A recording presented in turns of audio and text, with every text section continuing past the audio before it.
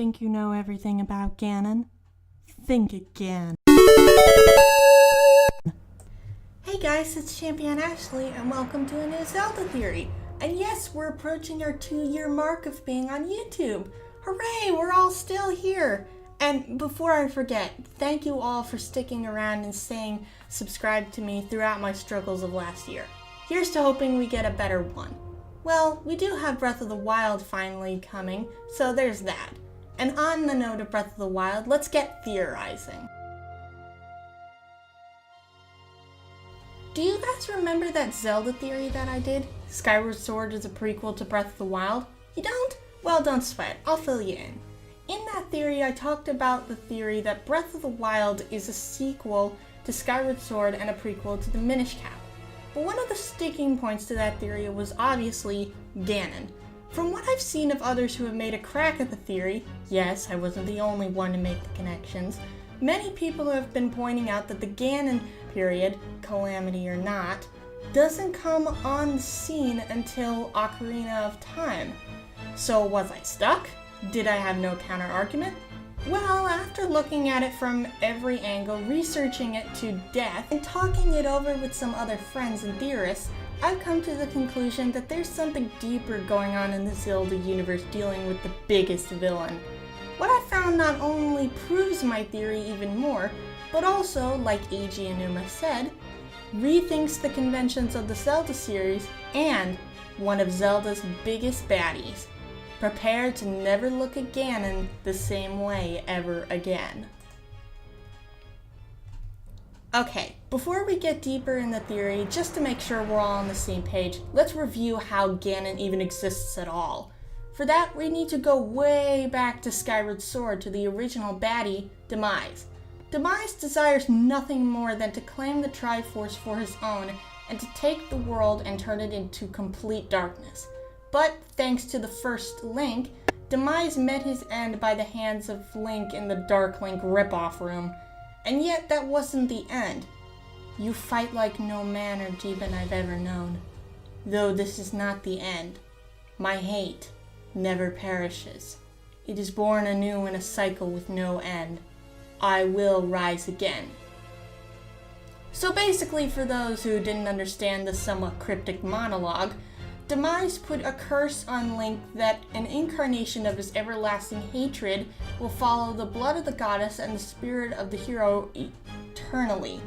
Link then seals Demise in the Master Sword, put the sword in the pedestal, and now Demise has been sealed.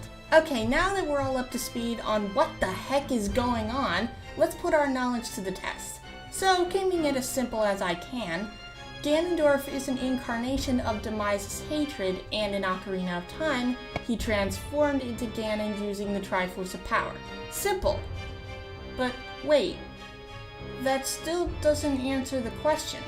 If Ganon and Ganondorf are the same, then where is Ganondorf in Breath of the Wild? Well, this is where things get interesting. What if Ganon and Ganondorf aren't actually the same person? And that Ganon is the true embodiment of Demise's hatred, but taking the form of a boar. It sounds crazy, but after I explain it, you'll believe it too. When you really think about it, pretty much all of the Zelda villains either are Ganon or share a connection with Ganon in some way. Onyx and Varen were working with Twin Rova to resurrect Ganon in the Oracle games. Zant was given power by Ganondorf as well. But what about Bellum, Malladus, and Majora? Well, since those villains are outside of Hyrule, the rules of Demise don't really apply to them. Any of them could have existed long before Demise placed the curse on Link, so those don't really count in the villain boy band. But Ganon is specifically tied to Ganondorf, right? Well, actually wrong. Hyrule Historia pretty much confirms that Ganon and Ganondorf are different things. Though Ganon is a nickname for Ganondorf, here it refers to the beast-like form adopted by Ganondorf during his transformation. Adopted? Yeah, that's totally not a hint that Ganon is a separate being from Ganondorf. Also, ask yourself this. how did Ganondorf get his magic? Dark magic, to be more precise. I mean, you could argue that he got the Triforce of Power, but that doesn't make any sense lore-wise. The Triforce is neither good or evil. The Triforce is the essence of the gods and therefore doesn't apply dark or light magic. Therefore, that begs the question, where did he get his magic?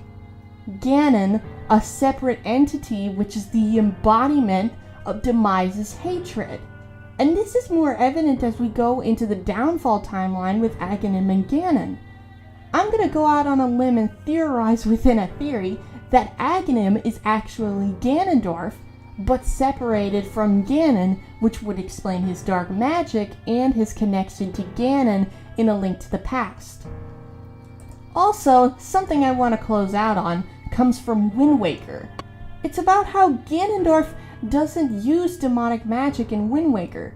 The only times he could have used it is making Phantom and Puppet Ganon, but even that could be explained as using the Triforce of Power. It may be possible that in the final moments of Ocarina of Time, that Link completely killed Ganon, leaving an opening for the sages to seal Ganondorf into the Sacred Realm. Ganondorf only, not just both Ganon and Ganondorf.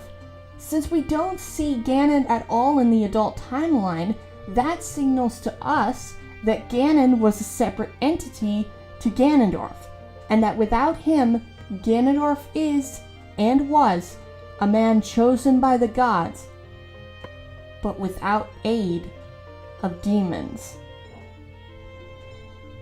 Thanks guys for watching. If you liked it, make sure to comment, like, and above all, subscribe. And I think this time I earned it. Rewriting how you look at Ganon? If that doesn't get me a subscribe, then I don't know what will. Also, just a heads up guys, I'm not going to be doing Zelda theories for a while since we now have at last a brand new Zelda game.